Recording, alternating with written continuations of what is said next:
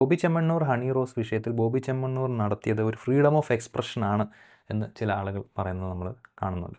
പക്ഷേ ഇത് freedom of expression ആണോ? ഇത് ഫ്രീഡം ഓഫ് എക്സ്പ്രഷനായിട്ട് നമുക്ക് കാണാനേ പറ്റില്ല. കാരണം എന്താണെന്ന് വെച്ച് കഴിഞ്ഞാൽ നമ്മൾ ഈ ഫ്രീഡം ഓഫ് എക്സ്പ്രഷൻ അല്ലെങ്കിൽ നമുക്ക് എന്തിൻ്റെയും ഫ്രീഡം കിട്ടുന്നത് മറ്റുള്ളവരുടെ അവകാശങ്ങളും മറ്റുള്ളവർക്ക് ഒരു തരത്തിലുള്ള ബുദ്ധിമുട്ടുണ്ടാകരുത് എന്നുള്ള ഒരു കണ്ടീഷനിലാണ് നമ്മൾ ഈ ഫ്രീഡം അനുവദിച്ചു കൊടുക്കുന്നത്. ബോബി ചെമ്മണ്ണൂർ നടത്തിയ പരാമർശം കൊണ്ട് കൃത്യമായ ഹരാസ്മെൻറ്റും മാനസികമായ വിഷമങ്ങളും ഒരുപാട് സ്ഥലങ്ങളിൽ ദ്വയാർത്ഥ പ്രയോഗങ്ങൾ അത് കാരണം ഉണ്ടാവുന്നുണ്ട് എന്ന് ഹണി റോസ് പറയുന്നുണ്ട്. അപ്പോൾ അതുകൊണ്ട് തന്നെ ഈ ബോബി ചെമ്മണ്ണൂർ ഈ നടത്തിയത് ഫ്രീഡം ഓഫ് എക്സ്പ്രഷനായിട്ട് കണക്കാക്കാൻ പറ്റത്തില്ല.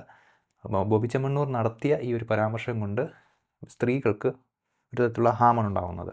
മാത്രമല്ല ബോബി ചെമ്മണ്ണൂർ ഇത്ര പ്രിവിലേജിലും ഇത്ര ഫോളോയിങ്ങും ഉള്ള വ്യക്തിയാണ് എന്നതുകൊണ്ട് തന്നെ പുള്ളി നടത്തുന്ന പരാമർശങ്ങൾക്കുള്ള ഇമ്പാക്റ്റും വലുതായിരിക്കും സമൂഹത്തിൽ.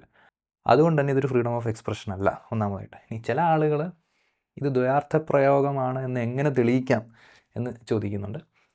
എന്നോട് വെച്ച് കഴിഞ്ഞാൽ ഈ സമൂഹത്തിൽ ജീവിക്കുന്ന ബോധമുള്ള ഏതൊരു മനുഷ്യനും ഇത് ദ്വയാർത്ഥ പ്രയോഗമാണ് എന്ന് മനസ്സിലാക്കാൻ പറ്റും. അങ്ങനെ ബോധമില്ലാത്ത മനുഷ്യരുമായിട്ട് നമുക്കങ്ങനെ സംസാരിക്കേണ്ട ആവശ്യമുണ്ടെന്ന് ഞാൻ കരുതുന്നുമില്ല. ഇവിടെ ഇത്രയും ക്ലിയർ ആയിട്ടുള്ള ദ്വയാർത്ഥ പ്രയോഗവും ഹരാസ്മെൻറ്റും നടന്ന സമയത്ത് ആ വിഷയം അഡ്രസ്സ് ചെയ്യാതിരിക്കാൻ വേണ്ടി വേറെ ചില ഹൈപ്പോത്തറ്റിക്കൽ സിറ്റുവേഷൻസ് കൊണ്ടുവന്ന് ഈ വിഷയങ്ങൾ ചർച്ച ചെയ്യപ്പെടാതിരിക്കുകയോ അല്ലെങ്കിൽ ഇത്തരം ഡിസ്കറേജ് ചെയ്യപ്പെടേണ്ട ടെൻഡൻസി സമൂഹത്തിൽ വരുമ്പോൾ അത് ഇവിടെ അഡ്രസ്സ് ചെയ്യപ്പെടാതിരിക്കാൻ വേണ്ടിയുള്ള ഒരു ടാക്റ്റിക്കായിട്ട് നമുക്കതിനെ കാണാൻ പറ്റത്തുള്ളൂ. അപ്പോൾ ഇത്തരം വ്യക്തികൾക്കെതിരെ നിയമ നടപടികൾ ഉണ്ടാവുന്നതിന് നമ്മൾ സ്വാഗതം ചെയ്യുന്നു.